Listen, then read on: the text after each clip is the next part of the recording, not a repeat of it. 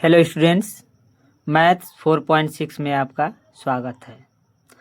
आज देखेंगे कक्षा 10 प्रश्नावली 3 का एफ। प्रश्नावली 3 का एफ में दिया है पहला क्वेश्चन कि निम्नांकित कथन को समीकरण द्वारा अभिव्यक्त कीजिए। इसमें क्वेश्चन दिया है, एक पिता की आयु उसके पुत्र की आयु से 4 गुनी है। 7 वर्ष बाद पिता की आयु पुत्र की आयु की 2.5 गुनी हो जाएगी। तो इसको कह रहा है कि समीकरण द्वारा अभिव्यक्त कीजिए।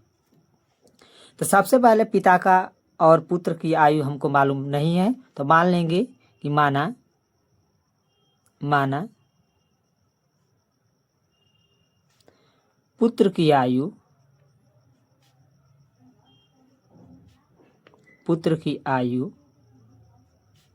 x वर्ष है।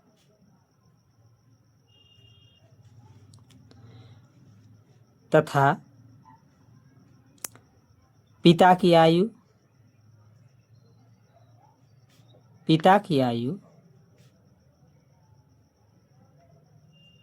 मान लेंगे 4x वर्ष। 7 वर्ष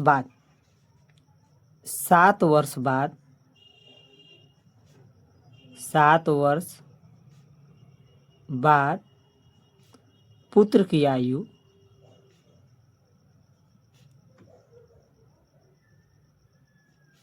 पहले कितना था, x वर्ष था, तो 7 वर्ष बाद हो जाएगा x प्लस 7 वर्ष। पिता की भी आयु हो जाएगा, पिता 7 वर्ष बाद लिख लेंगे इसको,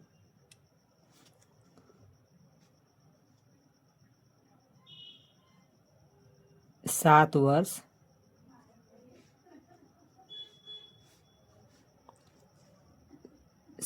वर्ष बाद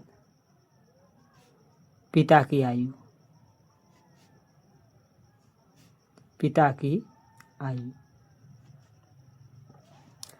पहले कितना था, 4x, तो 7 वर्ष बाद हो जाएगा 4x प्लस 7 वर्ष। प्रश्नानुसार कह रहा है यहाँ पे, प्रश्नानुसार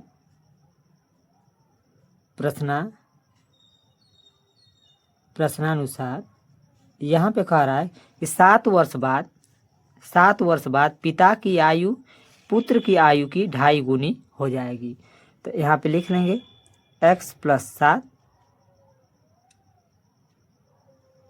4x प्लस 7 बराबर x प्लस 7। यहाँ दिया है कि 7 वर्ष बाद पिता की आयु पुत्र की आयु की 2.5 गुनी हो जाएगी। पिता हो जा रहा है 2.5 गुना, तो इसमें क्या करेंगे, 2.5 का गुणा करेंगे, 2.5 का किस में गुणा करेंगे, पुत्र में गुणा करेंगे। तो ये हो जाएगा यहाँ पे 4x प्लस 7 बराबर, इसको लिख सकते हैं 2.5 पे दशमलव है तो लिख सकते हैं 25/10, क्योंकि 10 से भागा देंगे, 2.5 पे दशमलव है तो x प्लस 7 काट देंगे, तो 4x प्लस 7 कट जाएगा 5 से, 5 बचे 25, 5 दूना के 10, तो 5/2 x प्लस 7। बस समीकरण के रूप में ही अभिव्यक्त करना था, तो समीकरण के रूप में हो गया। इस तरह से प्रश्नावली 3 के एफ का पहला क्वेश्चन सॉल्व हो गया। प्रश्नावली 3 एफ का दूसरा क्वेश्चन देख लेते हैं। कह रहा है कि किसी भिन्न के अंश तथा हर प्रत्येक में 1 जोड़ दिया जाए तो भिन्न का मान 5/6 हो जाता है, परंतु अंश और हर प्रत्येक में से 1 घटा दिया जाए तो भिन्न का मान 4/5 हो जाता है।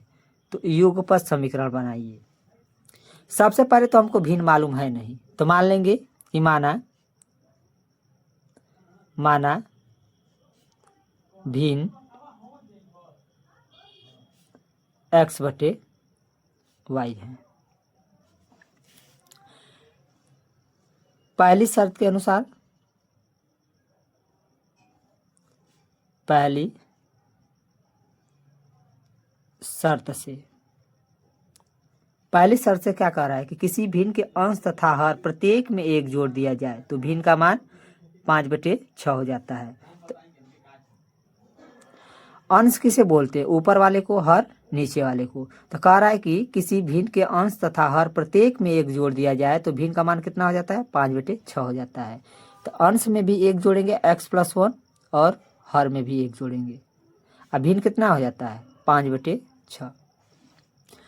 अब 6 को इधर गुणा करेंगे तो 6 हो जाएगा x+1 और y+1 को बराबर के उस पार ले जाएंगे तो भाग है तो क्या हो जाएगा? गुणा 5y+1। अब इसका गुणा कर लेंगे। 6 का x में 6x और प्लस 6 एकम 6। 5 का गुणा करेंगे तो 5y हो जाएगा और प्लस 5 एकम 5।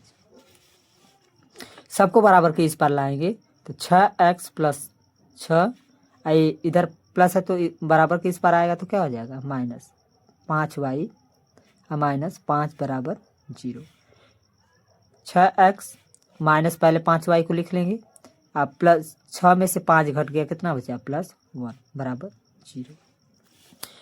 दूसरी शर्त के अनुसार यहाँ पे हम देखेंगे दूसरी शर्त से। दूसरा शर्त क्या कह रहा है कि परंतु अंश और हर प्रत्येक में से 1 घटा दिया जाए तो भिन्न का मान 4/5 हो जाता है। तो हम क्या करेंगे? अंश में से भी 1 घटाएंगे और हर में से भी। तो कितना हो जाता है भिन्न? 4/5।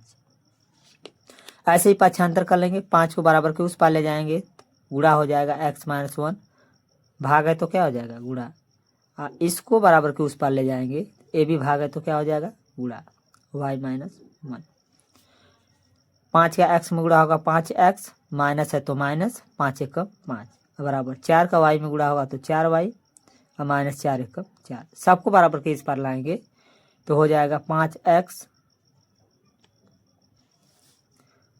Minus 5 minus 4y। ए प्लस है तो क्या हो जाएगा? माइनस। ए माइनस है तो प्लस 4 बराबर 0। लिख लेंगे 5x माइनस 4y।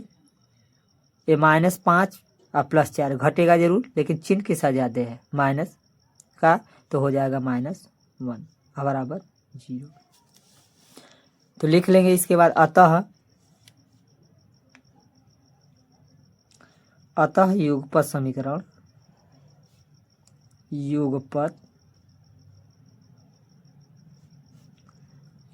समीकरण क्या है? 6x माइनस 5y प्लस 1 बराबर 0। और दूसरा यहाँ पे प्राप्त हुआ है 5x माइनस 4y और माइनस 1 बराबर 0। इस तरह से प्रश्नावली 3 के यप का दूसरा क्वेश्चन भी सॉल्व हो गया। इस वीडियो को पूरा देखिएगा। वीडियो समझ में आए तो सब्सक्राइब करना न भूलिएगा। Thank you.